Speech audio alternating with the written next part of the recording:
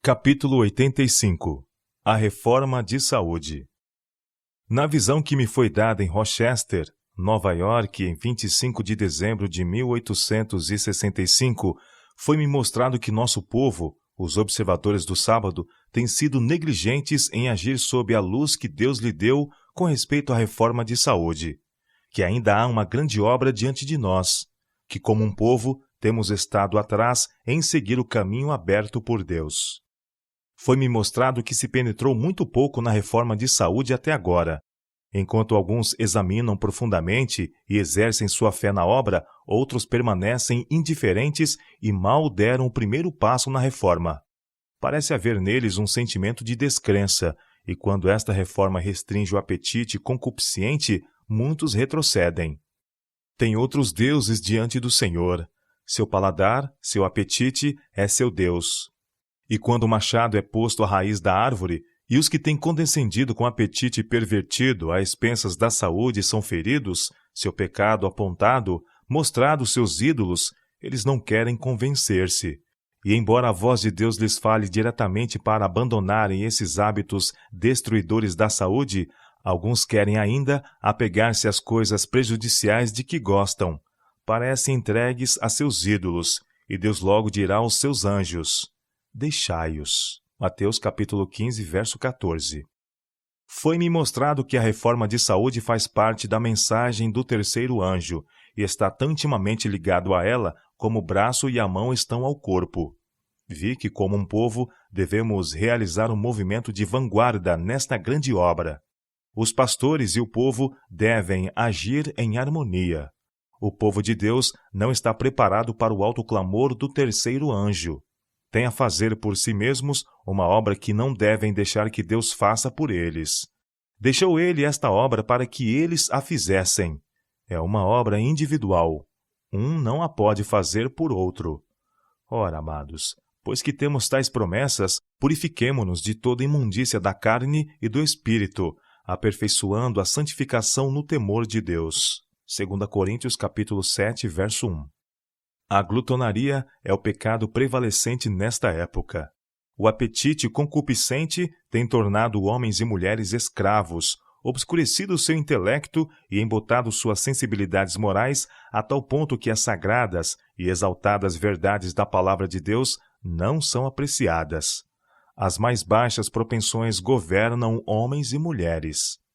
A fim de estar preparado para a trasladação, o povo de Deus precisa conhecer a si mesmo. Devem ter compreensão de seu organismo, para que possam ser capazes de exclamar com o salmista: eu te louvarei, porque de um modo terrível e tão maravilhoso fui formado. Salmo 139, verso 14. Devem ter o apetite sob o controle das faculdades morais e intelectuais. O corpo deve ser servo da mente, e não a mente serva do corpo. Foi-me mostrado que há uma grande obra diante de nós, muito maior do que temos ideia, se quisermos garantir nossa saúde colocando-nos em correta relação com a vida. O Dr. A tem feito uma grande e boa obra no tratamento de doenças e em esclarecer aqueles que têm levado sua vida em completa ignorância com relação a comer, beber e trabalhar para a conservação da saúde. Deus, em sua misericórdia, deu a seu povo luz através de um humilde instrumento, visando curar doenças. Para isso, precisam negar seu apetite depravado e praticar temperança em todas as coisas. Deu-lhes grande luz a incidir sobre seu caminho.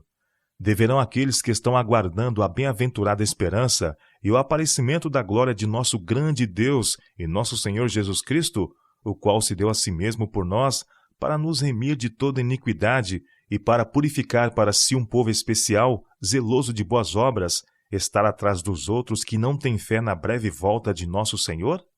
O povo que Deus está purificando para si mesmo, para ser trasladado ao céu sem ver a morte, não deveria estar para trás em boas obras.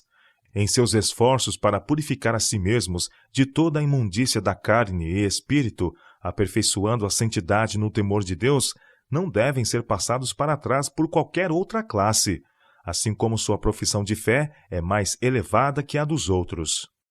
Alguns têm escarnecido da obra da reforma e dito que ela é de todo desnecessária, que é um incitamento para desviar as mentes da verdade presente. Dizem ainda que esse assunto estava sendo levado a extremos. Esses não sabem do que estão falando. Enquanto homens e mulheres que professam piedade estão enfermos desde os pés à cabeça, enquanto suas energias físicas, mentais e morais estão debilitadas pela condescendência com apetite depravado e excesso de trabalho, como podem pesar as evidências da verdade e compreender os reclamos divinos? Se suas faculdades morais e intelectuais estão obscurecidas, eles não podem apreciar o valor da expiação ou o exaltado caráter da obra de Deus, nem deleitar-se no estudo de sua palavra. Como pode um despéptico nervoso estar sempre preparado para responder com mansidão e temor a qualquer que lhe pedir a razão da esperança que há nele? 1 Pedro, capítulo 3, verso 15. Quão prontamente poderia alguém confuso e agitado ser levado por sua doentia imaginação a olhar assuntos de um modo geral sob luz equivocada, e pela falta daquela mansidão e tranquilidade que caracterizou a vida de Cristo causar desonra à verdade enquanto contendendo com homens irrazoáveis? Abordando certos assuntos de um alto ponto de vista religioso, precisamos ser completos reformadores a fim de nos tornarmos semelhantes a Cristo. Vi que nosso Pai Celestial outorgou-nos grande bênção na reforma de saúde, para que possamos obedecer aos reclamos que Ele estabeleceu e glorificá-lo em nosso corpo e espírito, os quais lhe pertencem, e finalmente apresentar-nos sem mácula ante o trono de Deus. Nossa fé exige um elevado padrão e passos avançados. Enquanto muitos questionam a conduta seguida por outros reformadores de saúde, eles mesmos, como homens razoáveis, deveriam fazer alguma coisa. A humanidade está em deplorável condição, sofrendo doenças as mais variadas. Muitos apresentam doenças hereditárias e sofrem muito por causa dos errôneos hábitos de seus pais. Ainda seguem o mesmo caminho com respeito a si mesmos e a seus filhos. São ignorantes com respeito a si mesmos. Estão doentes e não descobrem que seus próprios hábitos errados estão lhe causando imenso sofrimento. Há poucos que estão dispostos a compreender o quanto seus hábitos alimentares têm a ver com sua saúde, caráter, utilidade neste mundo e destino eterno. Vi que é dever de todos os que recebem a luz do céu e compreenderam o benefício de segui-la, manifestar grande interesse por aqueles que ainda estão sofrendo por falta de conhecimento. Os guardadores do sábado, que estão aguardando o breve retorno de seu Salvador, deveriam ser os últimos a manifestar falta de interesse nessa grande obra de reforma. Homens e mulheres precisam ser instruídos. Pastores e povo devem sentir que o peso da responsabilidade da obra incide sobre eles para agitar o assunto e apresentá-lo perante outros. Vi que devemos providenciar um lar para os aflitos e aqueles que desejam aprender a cuidar de seu corpo, visando prevenir doenças. Não devemos ser indiferentes, compelindo os que estão doentes e desejosos de viver a verdade a ir buscar as populares instituições hidroterápicas para a recuperação da saúde, onde não há simpatia por nossa fé. Se recobram a saúde, isso pode ser às expensas de sua fé. Os que sofrem muito pelas enfermidades estão fracos mental e moralmente. Quando compreendem os benefícios originários da correta aplicação da água, do uso adequado do ar e de um regime alimentar próprio, são levados a crer que os médicos que souberam tratá-los com tanto sucesso não podem estar em falta com sua fé religiosa, que, como eles, estão empenhados na grande e boa obra de beneficiar a sofredora humanidade, devem estar quase ou totalmente certos. Assim, nosso povo está em perigo de ser enganado em seus esforços por recuperar a saúde nesses estabelecimentos. Vi novamente que aqueles que estão fortalecidos pelos princípios religiosos e decididos a obedecer aos reclamos de Deus não podem receber das instituições populares de saúde os mesmos benefícios que os observadores de outro dia de guarda. Os guardadores do sábado são singulares em sua fé. Guardar todos os mandamentos de Deus como ele requer, de forma a ser reconhecido e aprovado por ele, é excessivamente difícil numa instituição hidroterápica popular. Devem eles levar consigo em todo o tempo o crivo do Evangelho e peneirar tudo quanto ouvem, para que possam escolher o bem e recusar o mal. A clínica hidroterápica tem sido a melhor instituição nos Estados Unidos. Seus dirigentes estão fazendo um bom trabalho no que diz respeito ao tratamento das doenças. Não podemos, porém, confiar em seus princípios religiosos. Enquanto professam ser cristãos, recomendo aos pacientes jogar cartas, dançar e assistir a teatro, atividades essas que tendem ao mal, ou, para dizer o mínimo, têm aparência do mal e são diretamente contrários aos ensinos de Cristo e seus apóstolos. Os conscienciosos observadores do sábado, que visitam essas instituições com o propósito de recuperar a saúde, não podem receber os benefícios que desejam se não se mantiverem constantemente em guarda para não comprometer sua fé, desonrar a causa de seu Redentor e escravizar o próprio ser. Vi que os observadores do sábado devem abrir um caminho para que aqueles de fé igualmente preciosa sejam beneficiados sem precisar despender meios em instituições onde sua fé e princípios religiosos corram perigo e não encontrem simpatia ou harmonia em questões espirituais. Deus, em sua providência, dirigiu o Dr. B para que pudesse obter uma experiência de que nenhum outro modo conseguiria, pois tinha um trabalho designado para ele na reforma de saúde. Como médico, ele vinha por anos obtendo conhecimento do organismo humano, e Deus agora intentava que ele aprendesse, por preceito e prática, como aplicar as bênçãos que ele pôs ao alcance do homem. O Senhor quer prepará-lo para beneficiar os doentes e instruir aqueles que não sabem como preservar o vigor e a saúde que possuem, e como prevenir doenças pelo sábio uso dos remédios celestes, água pura, ar e regime alimentar. Foi-me mostrado que o Dr. B era um homem estritamente consciencioso e cauteloso, um homem amado por Deus. Tem ele passado por muitas tribulações que agiram a seu favor, embora quando sob tensão das provas não pudesse ver como seria beneficiado por elas. O Dr. B é um homem que não se exaltará enquanto crer e seguir nos caminhos da verdade. Não é um homem arbitrário, dominador. É muito receoso de valer-se daquela dignidade que sua posição lhe permitiria. Ele aprecia aconselhar-se com outros e é de fácil relacionamento. Seu grande risco é a disposição de assumir responsabilidades e cargas que não deveria. Ele vê e sente o que precisa ser feito e corre o perigo de trabalhar demais. É extremamente sensível e solidário e se condói de todos os seus pacientes. Se lhe for permitido, assumirá responsabilidades tão pesadas que poderão esmagá-lo. Homens e mulheres de influência deveriam apoiar o Dr. B com suas orações, simpatia, sincera cooperação, encorajamento, palavras de esperança e conselho. Ele apreciará tudo isso. Sua posição não é invejável. Quando ele assume tão grandes responsabilidades, não é por escolha própria, nem para obter o seu sustento, pois pode fazê-lo de um modo muito mais fácil e evitar cuidados, ansiedades e perplexidades que tal posição traz sempre consigo. Unicamente o dever o moverá, e uma vez convicto do caminho do dever, segui-lo-á e permanecerá em seu posto, sejam quais forem as consequências. Ele deve ter a simpatia e a cooperação daqueles que têm influência, a quem Deus quer que lhe estejam ao lado e lhe apoiem em seu difícil trabalho. O Dr. B podia, no que diz respeito às oportunidades que este mundo oferece, estar muito melhor agora do que na posição que presentemente ocupa. Foi-me revelado que essa posição seria muito difícil.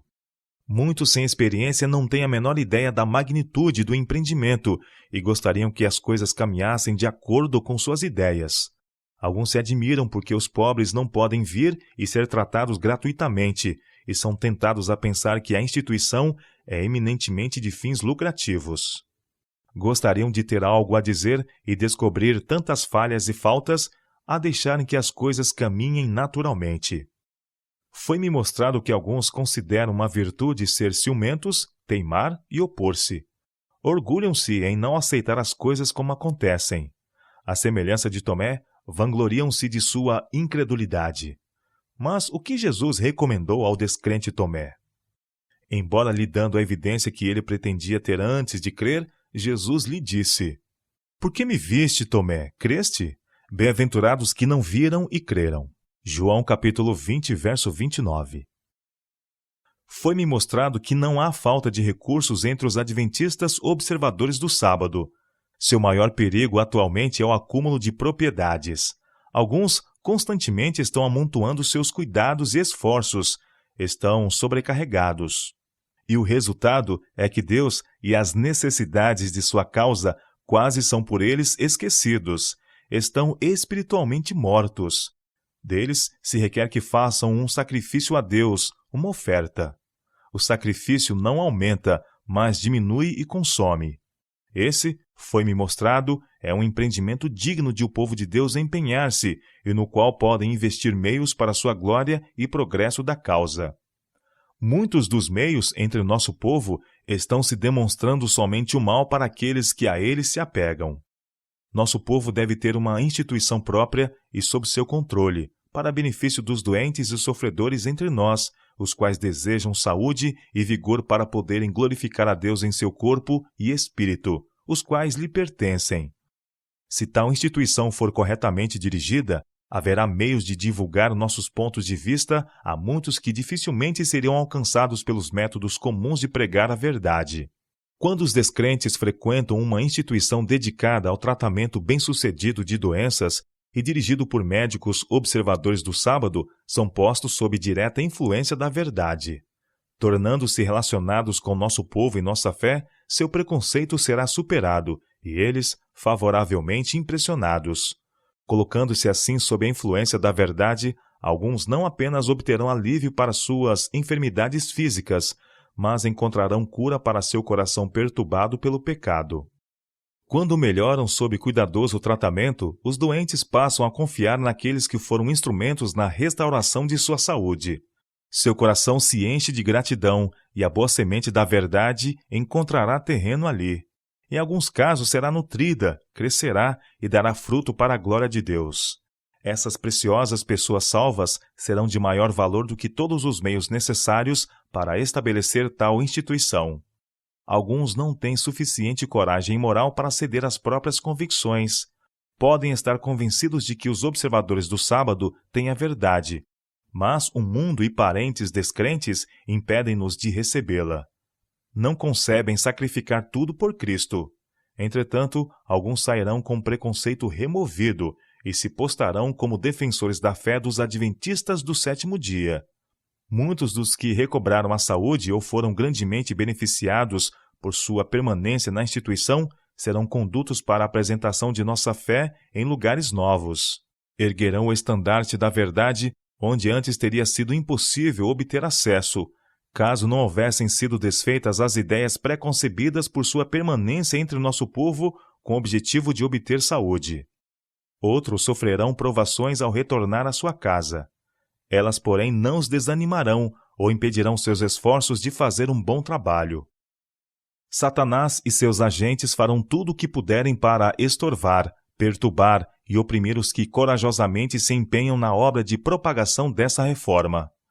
Há um liberal suprimento de meios entre o nosso povo e, se todos sentirem a importância da obra, esse grande empreendimento poderá ser levado avante sem maiores problemas.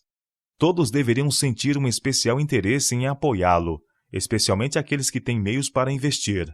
Um edifício adequado deve ser erguido para a recepção de doentes, para que possam, pelo apropriado uso de meios e bênçãos de Deus, ser aliviados de suas enfermidades e aprender como cuidar de si mesmos, prevenindo assim doenças.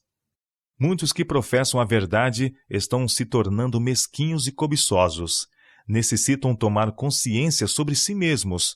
Têm eles seu tesouro na terra e o coração está posto nele. A maior parte de seus tesouros está neste mundo e muito pouco no céu. Por conseguinte, suas afeições estão colocadas nas posses terrenas em lugar da herança celestial. Há agora uma boa oportunidade de usar seus meios em benefício da humanidade sofredora e também para o progresso da verdade. Esse empreendimento nunca deveria ser deixado a lutar com a pobreza. Esses mordomos, a quem Deus confiou meios, devem agora trabalhar e usar seus recursos para a glória do Senhor. Os que cobiçosamente retêm os meios verão que isso se provará uma maldição antes que bênção. Aqueles a quem Deus confiou recursos deveriam prover um fundo a ser usado para benefício dos doentes pobres e necessitados, que não são capazes de arcar com as despesas de tratamento na instituição. Aos que são pobres preciosos e merecedores de apoio, cuja influência tem sido benéfica à causa de Deus. Deveriam ser levantados fundos com expresso propósito de fornecer tratamento a esses, enquanto a igreja que frequentam decide se são dignos de ajuda. A menos que aqueles que têm abundância deem com essa finalidade, sem esperar retorno, os pobres serão incapazes de usufruir os benefícios dos tratamentos na instituição, onde tantos recursos são requeridos para que o trabalho seja feito. Em sua fase inicial, tal instituição não deveria enfrentar lutas por causa da constante exigência de meios